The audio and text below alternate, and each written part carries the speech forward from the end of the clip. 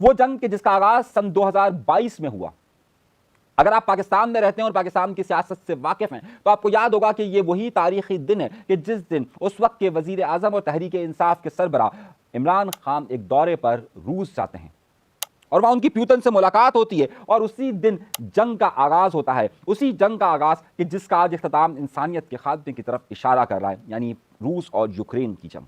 रूस और यूक्रेन की जंग ने जहां पर दुनिया में तब्दीलियां रोनुमा की, वहीं पाकिस्तान के अंदर भी तब्दीली रोनुमा की थी और यह बात आना शुरू हुई थी कि आखिर इमरान खान ने रूस का दौरा क्यों किया। और यही वो कंट्रोवर्सियां थी, यही ना इत्तफाकियां थी कि जो आगे चलकर बढ़ी। खैर, नुक्ता इस वक्त क्या है? नुक्ता यह कि जब ये जंग का आगाज हुआ तो सब लोग ये समझते थे कि चंद हमलों तक बात रुक जाएगी और जंग खत्म हो जाएगी, लेकिन ये जंग तूल पकड़ती गई।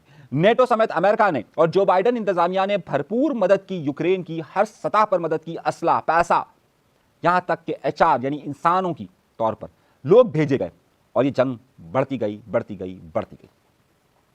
अमेरिकन इंतजामिया तब्दील होती है, ट्रंप आते हैं, ये नवीद होती है कि शायद ये मुलाकात बेहतर हो सके। और यूक्रेन के सदर की जिस तरीके से ट्रंप बदतमीजी के साथ बेइज्जती करते हैं, उसके बाद ये मामला समझाता है कि अब यूक्रेन से तमाम लोग हाथ खींच लेंगे, यूक्रेन जंग हार चुका होगा और फिर रूस जार में होगा। अमेरिका में भी अक्सरियत ये बात समझती थी कि जंग यूक्रेन हार जाएगा, लेकिन यूक्रेन कुछ और सोचकर बैठा था। आपको याद होगा कि जब कभी भी जंगें तूल पकड़ती हैं और जब खुफिया इदारे काम करना शुरू करते हैं तो वो हमेशा एक एक साल, दो दो साल, चार चार साल और पांच पांच साल की मंसूबाबंदी करते हैं और उस मंसूबाबंदी के तहत वो फिर अपने टारगेट्स को अचीव करते हैं। आपको याद होगा कि इजराइल ने हिजबुल्लाह में पेजर अटैक किए थे, उसके लिए उन्होंने 2 साल का वक्त लिया कि पहले पेजर बनाने वाली कंपनी से राब्ता हुआ, एक जाली कंपनी बनाई गई, फिर जाली पेजरों के अंदर बाकायदा बम फिट किए गए, वो तमाम के तमाम हिजबुल्लाह के लोगों तक पहुंचाए गए। हिजबुल्लाह के लोग समझते थे कि पेजर सही है, उन्होंने 2, 4, 6 महीने बिल्कुल सही इस्तेमाल किए और फिर जैसे ही जंग तूल पकड़ती है वो बम सारे पेजर्स ब्लास्ट हो जाते हैं। बिल्कुल इसी तरीके से यूक्रेनी सदर और उनके खुफिया इदारे, जिस तरीके से पाकिस्तान के अंदर आईएसआई काम करता है, जिस तरीके से इंडिया के अंदर रॉ काम करता है, जिस तरीके से इजराइल के अंदर मोसाद काम करता है, बिल्कुल इसी तरीके से यूक्रेन का एक खुफिया इदारा है जिसे एसबीयू कहा जाता है। वो एसबीयू ने एक हिकमत अमली तय की और इसका नाम रखा है स्पाइडर वेब, यानी कि मकड़ी का जाल। अब बिल्कुल ये मकड़ी के जाल की तरह एक लंबी प्लानिंग थी।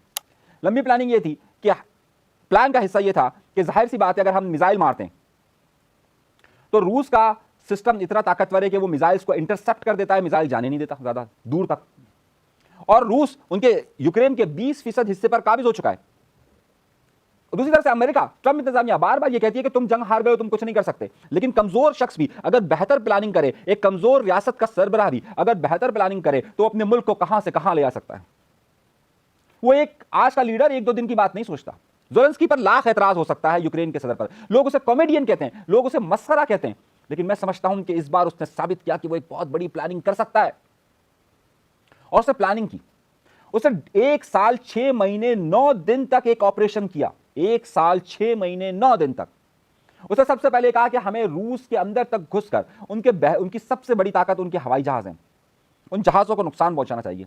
सोचा कैसे पहुंचाएं, अगर हम हमारी ताकत नहीं है कि हमारे मिसाइल यहां से वहां चले जाएं, तो उन्होंने कहा कि चलो ऐसा करते हैं, लोग भेजते हैं, लोग जाकर वहां उन मिसाइलों से टकरा जाए, उन खुद को हमले कर दें। लेकिन यह भी मुमकिन नहीं था। फिर एक प्लान होता है, 150 के करीब ड्रोन्स, छोटे छोटे ड्रोन्स खुफिया रास्ते के जरिए पहुंचाए जाते हैं बाकायदा अंदर तक, रूस के अंदर तक, जिसमें 1 साल 5 महीने लगते हैं।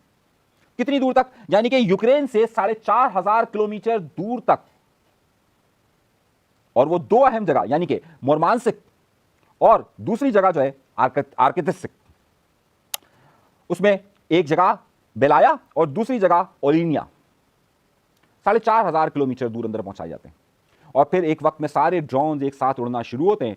150 लोग 150 अलग अलग को एक ही वक्त में घड़ी मिलाकर 150 लोग जो वहीं मौजूद होते हैं, वो 150 लोग उन्हें उठाते हैं अलग अलग और अटैक कर देते हैं वहां पर। कहा जाता है कि इससे बड़ा अटैक आज तक रूस पर नहीं हुआ कि उसके 40 जहाजों को नुकसान पहुंचने का दावा करती है यूक्रेन।